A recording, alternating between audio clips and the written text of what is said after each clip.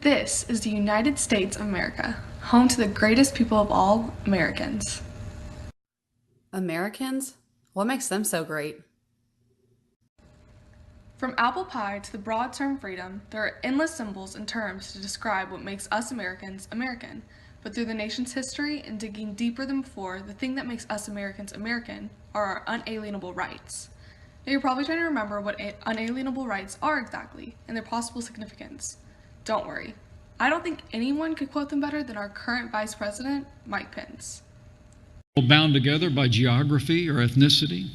We're a people bound together by a common commitment to freedom and a belief that we, the people, are endowed by our Creator with certain inalienable rights of life and liberty and the pursuit of happiness.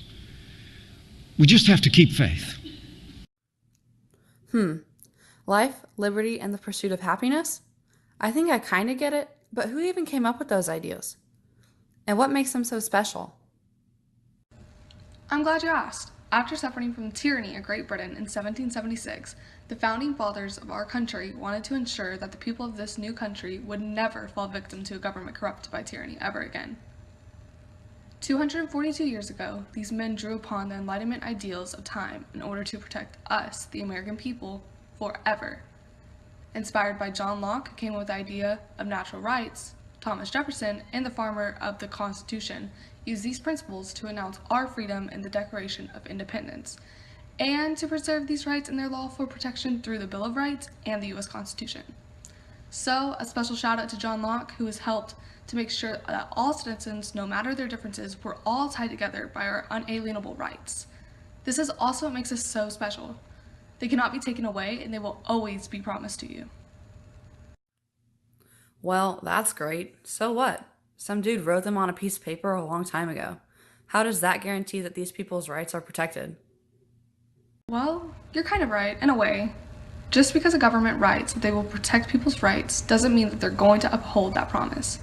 But America's a bit different. I'll let Mr. Morse explain a bit more why. I think unalienable rights are extremely important, and we protect those by having a government that is for the people and by the people. The U.S. government upholds the principles of unalienable rights because it is a country ran for the people by the people. It's our individual duty to make sure that the government does not incidentally invade our rights. Our government institutions are meant to protect us, and for the most part they do a great job in doing so by upholding the principles of the protection of natural rights in the Bill of Rights. Though it's not perfect, in the instance that the people do feel like the government is infringing our rights, we, the people, still have the freedom to speak out and take action against the injustice and make a change. Okay, cool. But how do you get these rights in the first place? Do you just wake up one day and you're suddenly granted the rights of life, liberty, and the pursuit of happiness? Well, yes and no. You aren't exactly given anything, it's more like you're born with them. Even you have your rights of life, liberty, and happiness, but because you're not a citizen, they're just not protected yet. Here, let me explain. You see all these precious babies being born? Yes. What do they have to do with inalienable rights? Well, while assuming all were born in the United States, just by being born, they were given unalienable rights. There's no test to pass or card to gain, they're just born with them, and guaranteed to have them as long as they live. And that's how you obtain them. It's that simple. Whoa, really? It's that easy? Yes, it is. I hope that cleared some things up. Any more questions? Wait. We talked about how you get them, but I still don't understand why they're so important. Like, we have inalienable rights. So what? Well, think about it like this. After hearing the history and knowing the way America was founded, we were the first country to have guaranteed rights like these to any of their citizens. We've always been known as the land of the free, giving opportunities to those who've never been given any freedom. This is just an extent to the message we give off as a country. Many other countries in the world, such as North Korea, Afghanistan, China, and countless other countries across the globe, do not guarantee their citizens' rights and routinely violate the rights of their people. Unfortunately, these people may not even realize that their rights are being infringed upon in the first place. However, anyone immigrating to America from another country has the opportunity to safeguard the protection of their inalienable rights by becoming a U.S. citizen. Through this process, people that previously had limited freedom and rights stripped away from them at birth can ensure their own right to life, liberty, and the pursuit of happiness. To these people who've never had the chance to experience life outside of the dictatorships or controlling governments before, natural rights are at the forefront of their concern. However, many Americans who are already born with the protection of their inalienable rights, the issue of natural rights seems pretty insignificant, for they are born with the protection of these rights and are so integrated within their lifestyle, they barely notice them. The problem is people get lulled into a sense of complacency because most people are busy.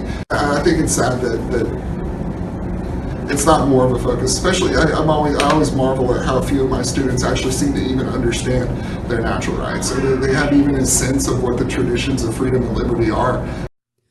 Wow, I never really thought about it that way. When I become a citizen, I definitely won't take what I have for granted, knowing people would give so much to be in my position. The American government would both protect and allow me to exercise my rights without consequences. I just have one more question, though.